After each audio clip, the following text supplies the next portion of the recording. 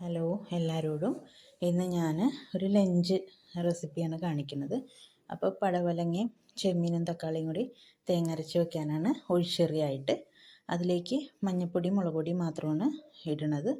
അപ്പോൾ ഇതെല്ലാം കൂടെ ചെറിയുള്ളിയും വെളുത്തുള്ളിയും കൂടെ ഞാൻ ചതച്ചാണ് വെച്ചേക്കണത്.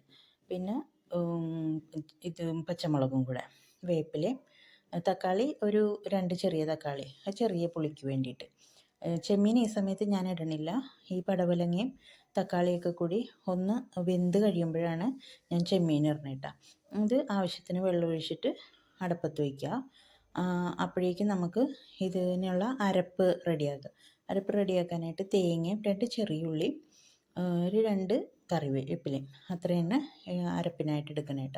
അപ്പോഴേക്കും നമ്മളുടെ വെന്ത് വന്നിട്ടുണ്ട് പടവലങ്ങ. അപ്പോൾ നമ്മൾ ചെമ്മീൻ ഇട്ട് കൊടുത്തിട്ട് ഇളക്കി കൂട്ടി വീണ്ടും ഒന്ന് അടച്ച് വയ്ക്കും. അടച്ച് ചെമ്മീൻ നല്ലപോലെ വെന്ത് കഴിയുമ്പോഴേക്കും നമ്മൾ അരപ്പിടും കേട്ടോ. അരപ്പിട്ടിട്ട് ഈ അരപ്പൊന്ന് തിളപ്പിക്കണം.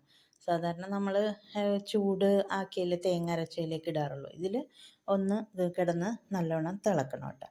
അത് കഴിഞ്ഞിട്ട് നമ്മൾ കടുക് താളിക്കണേന് ഞാൻ കടുക് താളിക്കാനായിട്ട് വെളിച്ചെണ്ണ ചൂടായപ്പോഴേക്കും കടുക് ഇട്ടിട്ടുണ്ട്. പിന്നെ കൊല്ലമുളകും കറിവേപ്പിലയും. ഞാൻ ഇപ്പുറത്തെ കൈ കൊണ്ട് ഫോൺ പിടിച്ചേക്കണ കാരണമാണ് ഇങ്ങനെ ക്യാമറയിലായിപ്പോയത് കേട്ടോ. ഒരു കൈ കൊണ്ടാണ് ഇത് ചെയ്യണത്. പിന്നെ ഞാൻ മീൻ വറുക്കാൻ നേരത്തെ തന്നെ ഉപ്പും മഞ്ഞളും മുളകും ഇഞ്ചിയും വെളുത്തുള്ളി പേസ്റ്റും കൂടി ഇട്ട് മീൻ ഇതാക്കി വെച്ചിട്ടുണ്ട്. എന്നിട്ട് വെളിച്ചെണ്ണ ഒഴിച്ചിട്ട് കറിവേപ്പില കുറച്ച് അധികം ഇടും കേട്ടോ. ഇരുമ്പ് ചട്ടി ആയതുകൊണ്ടേ കറിവേപ്പില കുറച്ച് അധികം ഇടും. അപ്പോൾ അടിക്ക് പിടിക്കൂല. എന്നിട്ട് മീനും വറുത്തെടുത്തിട്ടുണ്ട്. പിന്നെ ഞാൻ ചെയ്യണത് കോവയ്ക്കയും മുട്ടയും കൂടിയുള്ള മെഴുക്ക് പുരട്ടി. അതിലേക്ക് കൊച്ചുള്ളി, ഉണക്കമുളകും എടുത്ത് വെച്ചിട്ടുണ്ട്. പിന്നെ വെളുത്തുള്ളി ഇട്ട അത് ചതച്ചാണ് എടുത്തേക്കണത്. അപ്പോൾ അതിന് കടുക് താളിച്ചിട്ട് ഞാൻ ഈ മുളകും ഉള്ളിയും കൂടെ ചതച്ചാണ് വെച്ചേക്കണത്. ഉള്ളിയും മുളകും അതും ആദ്യം വെളുത്തുള്ളി ചതച്ചതിട്ടിട്ട് അതിനുശേഷം ഈ മുളകും ഉള്ളിയും കൂടി ചതച്ചതും കൂടി ഇട്ടിട്ട് നല്ലപോലെ മൊരിയിച്ചെടുക്കണം കേട്ടോ. മൊരിയിച്ചെടുത്തിട്ട് അതിലേക്ക് കോവക്ക ഇടണം. കോവക്കയിൽ വെള്ളം ഒഴിക്കൂല കേട്ടോ. എന്നിട്ട് നമ്മൾ ഇത് ശരിക്കൊന്ന് ഇളക്കി കൂട്ടിയിട്ട് അടച്ച് മൂടി വയ്ക്കണം. ആവശ്യത്തിന് ഉപ്പും കൂടെ ഇട്ടിട്ട് ഇളക്കി കൂട്ടിയിട്ട് അടച്ച് മൂടി വയ്ക്കണം. ഇടയ്ക്കിടയ്ക്ക് തുറന്ന് നോക്കിയാൽ മതി. ഇടയ്ക്കിടയ്ക്ക് തുറന്ന് നോക്കിയിട്ട് ഇളക്കി കൊടുക്കണം കേട്ടോ. എപ്പോഴേക്കും നമ്മുടെ കോവക്ക ഒരു 2-3 പ്രാവശ്യം ഞാനിങ്ങനെ അടപ്പ് മൂടി തുറന്ന് നോക്കി വെന്തിട്ടുണ്ട്.